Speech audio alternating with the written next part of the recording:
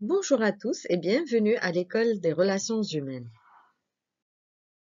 Bien que les classiques avaient un souci de performance productive, ils ont négligé le facteur humain. Ainsi, l'aliénation de l'homme, son manque de considération vont pousser les théoriciens à se dire qu'il est temps de se recentrer sur cet homme-là et d'essayer d'améliorer la performance à travers une meilleure réalisation de ses besoins. Ainsi, les auteurs des relations humaines ont montré que l'environnement social pouvait influencer positivement justement sur les travailleurs et sur leurs performances. Dans cette école-là, nous avons le développement des théories de la motivation, l'humanisation des conditions de travail et nous avons l'évolution du style du commandement ou le style de management qui a évolué vers un style plus participatif.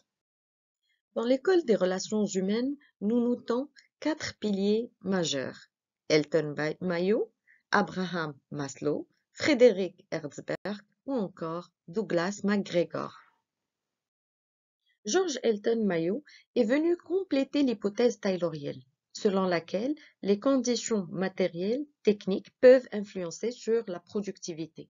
Mais maintenant, il a associé de nouveaux avantages, comme par exemple des salaires acceptables, un environnement de travail agréable. Il a notamment travaillé sur la luminosité des bureaux, les horaires bien étudiés, la sécurité au poste et la sécurité de l'emploi.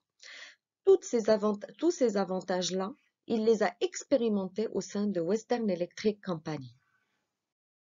Dès lors qu'il a expérimenté justement ces facteurs, il s'est rendu compte qu'il y a d'autres variables psychologiques qui apparaissent, dont notamment un style de direction plus participatif, le besoin de reconnaissance, ça veut dire le statut social de l'employé, le sentiment d'appartenance à un groupe, la satisfaction des besoins sociaux qui sont les besoins de sécurité, d'hygiène, etc.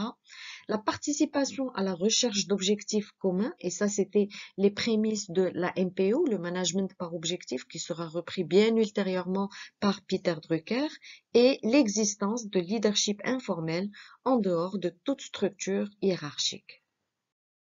Les travaux d'Elton Mayo ont justement inspiré Abraham Maslow. Abraham Maslow, connu pour sa pyramide de Maslow, où justement il reprend les théories des besoins.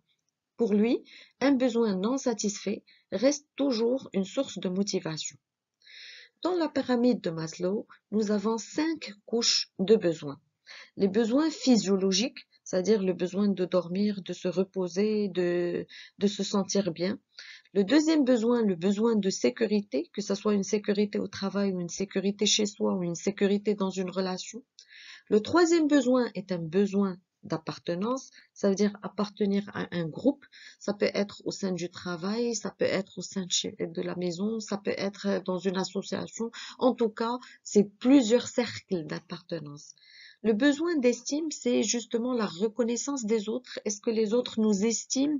Est-ce qu'ils ont pour nous, ils perçoivent qu'on a de la valeur? Et finalement, le besoin de réalisation ou encore le besoin d'accomplissement, c'est au-delà des besoins des autres, c'est le sommet de la pyramide de Maslow, c'est quand la personne se sent bien avec elle-même et que pour elle, elle a accompli ce dont elle est convaincue. Et donc pour Maslow, les deux premiers niveaux de besoins, ça veut dire le besoin physiologique et les besoins de sécurité, font partie des besoins primaires qu'on doit avoir. Parce que ces besoins-là, s'ils ne sont pas assouvis, nous ne pouvons malheureusement pas monter vers le haut de la pyramide de Maslow. Les autres besoins qui sont des besoins d'appartenance, d'estime et de réalisation sont des besoins secondaires, c'est-à-dire l'être. Et ces besoins-là, c'est des besoins pour lesquels tout le monde peut aspirer, justement une fois le minimum des besoins primaires sont assouvis. Nous pouvons dire que la première catégorie des besoins, c'est des besoins qui sont naturels, physiologiques, primaires. La deuxième catégorie, c'est des besoins qui peuvent inciter la motivation, qui peuvent satisfaire des désirs au-delà du besoin lui-même. Toujours dans cette lancée de connaître les besoins de l'homme, Frédéric Herzberg a parlé de la théorie des deux facteurs. Pour lui, il y a des facteurs d'insatisfaction et des facteurs de motivation. Les facteurs d'insatisfaction sont plutôt liés à des facteurs d'hygiène, Ça veut dire s'ils ne sont pas là, nous ne pouvons pas être satisfaits. Donc ça peut susciter le mécontentement s'ils ne sont pas satisfaits, mais ils ne sont pas forcément des sources de motivation. C'est-à-dire manger, les conditions de travail, la rémunération quand elle devient récurrente et qu'elle est toujours la même, la sécurité de l'emploi, ce sont des sources d'insatisfaction. C'est-à-dire s'ils ne sont pas là, la personne est insatisfaite. À ne pas confondre avec les sources de motivation ou les sources de satisfaction qui peuvent influencer positivement le comportement individuel. Et là, je parle de la reconnaissance de soi, de l'appartenance à un groupe, de l'intérêt du travail lui-même. Et donc, les sources d'insatisfaction sont des sources que, s'ils ne sont pas là, on n'est pas content. Mais les sources de motivation, s'ils sont là, on est très content. Il est notamment à distinguer que ces deux facteurs dépendent de chaque personne et de chaque individu. Je donne un exemple. Imaginons, vous êtes d'accord avec les valeurs de la compagnie. Ça peut être une source d'insatisfaction pour vous si vous vous sentez plutôt détaché et que pour vous, les valeurs de la compagnie n'ont pas un impact réel sur votre quotidien. Ça peut être des facteurs de motivation si pour vous, les valeurs de compagnie correspondent à vos valeurs et que justement, ça fait partie de vos critères qui sont très importants pour que vous restiez dans cet emploi-là. Un exemple pour élucider les facteurs de satisfaction et de motivation de Herzberg, qui sont là encore dépendants de chaque personne, de chaque contexte et de chaque compagnie.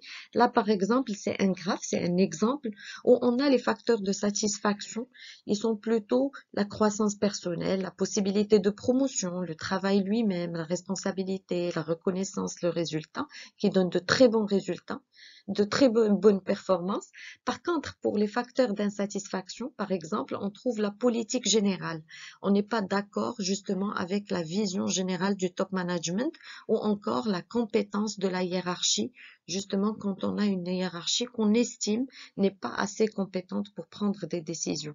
Et donc, ce n'est pas un facteur de satisfaction, ça veut dire il n'y a aucune motivation derrière, mais c'est des facteurs d'insatisfaction puisqu'on n'est pas content, mais ça ne va rien changer au fait qu'on va continuer à appartenir à cette organisation. Loin de la théorie des besoins, Douglas MacGregor, il est venu pour dire il y a deux types d'hommes et que les hommes de nature sont différents. Hommes avec grand H, que ce soit homme ou femme. Pour lui, il y a la théorie X et la théorie Y. La théorie X, elle stipule que l'homme, il n'aime pas travailler. Il n'est pas ambitieux. Il rejette les responsabilités. Et dans ce type de théorie, donc l'homme doit être contrôlé, il doit être dirigé. Et donc s'il n'y a pas justement un contrôle derrière, l'homme ne va jamais travailler parce qu'il éprouve une aversion pour le travail. D'après la théorie Y, c'est le contraire. C'est-à-dire qu'on a des hommes de nature, ils sont motivés par leur travail qui est une source de satisfaction pour eux. Ils aiment travailler, ils acceptent les responsabilités, ils savent faire preuve justement de créativité et d'initiative. Et dans ce type de cas, on a une favorisation de l'autonomie, de la créativité, plutôt qu'un contrôle et une direction de l'homme. Plusieurs autres auteurs ressortent dans l'école des relations humaines. En tout cas, tous s'accordent autour de trois idées phares. Les individus ont naturellement besoin d'appartenir à un groupe. Il revient à la hiérarchie de montrer au personnel qu'il est utile, c'est-à-dire un besoin justement d'estime et d'appartenance, et joue un rôle non négligeable dans la bonne marche de l'entreprise. Et un bon environnement avec des avantages matériels permettent bien évidemment de s'épanouir, de mieux s'intégrer et d'y avoir une activité plus intense qui donne une meilleure performance pour l'entreprise. Maintenant qu'on a pu voir l'école des relations humaines qui s'est centrée sur l'homme, qui lui a donné sa valeur, donc nous avons commencé par Elton Mayo qui a favorisé les bonnes conditions de travail. Par la suite, la vision pyramidale de Maslow pour les besoins dont dispose l'homme. Par la suite, Herzberg qui est venu compléter avec les deux facteurs de motivation et d'insatisfaction, ou encore MacGregor qui a classifié l'homme selon la théorie X et Y. Nous allons voir l'école des sociologiques, qui est toujours dans l'école des relations humaines et qui justement, elle a essayé d'étudier les interactions entre les hommes, notamment la dynamique de groupe, la gestion de conflits ou encore justement comment travailler en groupe et motiver une troupe à atteindre des objectifs prédéfinis. Je vous remercie pour votre suivi et à très bientôt, j'espère. Au revoir.